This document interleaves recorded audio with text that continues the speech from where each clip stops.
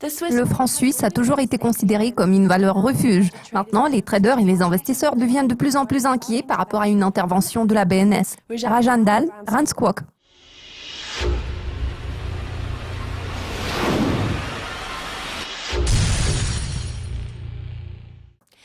Le taux de change de la livre britannique a glissé contre le franc suisse en réaction aux commentaires du président de la Commission européenne sur l'invocation de l'article 50.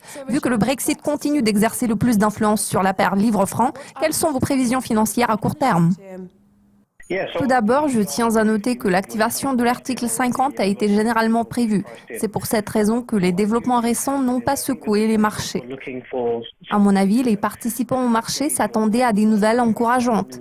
Pour l'instant, les investisseurs sont attentifs aux promesses de Theresa May. La première ministre britannique a déclaré qu'elle présenterait un plan détaillé du Brexit au mois de mai.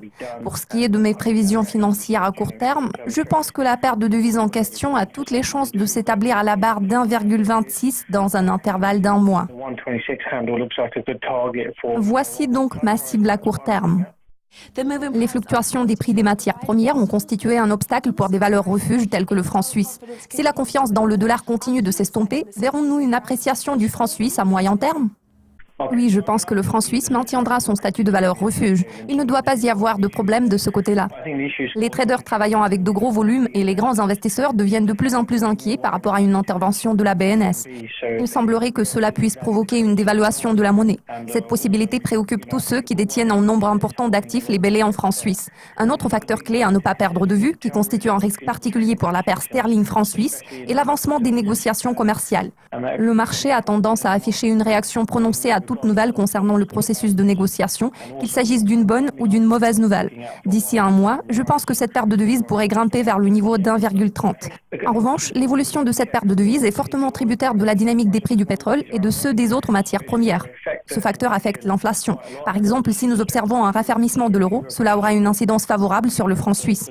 Les facteurs susmentionnés nous permettront d'avoir plus de clarté par rapport aux perspectives. Enfin, compte tenu de l'incertitude autour des perspectives du commerce mondial, qui n'a fait que s'intensifier après la réunion du G20, quels sont les facteurs qui vont façonner les perspectives à long terme de la paire sterling-franc suisse ? À mon avis, la livre sterling est sous-évaluée à son niveau courant. Pour l'instant, les taux d'intérêt négatifs font en sorte que les clients doivent payer pour déposer leur argent dans des banques suisses. Par conséquent, le franc suisse a peu de chances de s'apprécier. Mes prévisions sur la paire livre-franc se situent dans une fourchette comprise entre 1,40 et 1,45. D'un point de vue technique, dès que nous aurons enregistré un retournement de la tendance baissière, cette paire de devises pourrait passer en dessus du niveau d'1,2880. En toute logique, le franc suisse aura du mal à se maintenir à son niveau courant face à l'inflation. Par contre, en raison de la remontée de l'inflation britannique, la Banque d'Angleterre n'aura pas d'autre choix que de relever les taux d'intérêt. N'oublions pas l'impact des risques politiques en Europe qui exercent une pression baissière sur l'euro. Les écarts d'inflation entre la zone euro et la Suisse se feront sûrement ressentir sur le taux de change de cette paire de devises. Idem pour les prix des matières premières.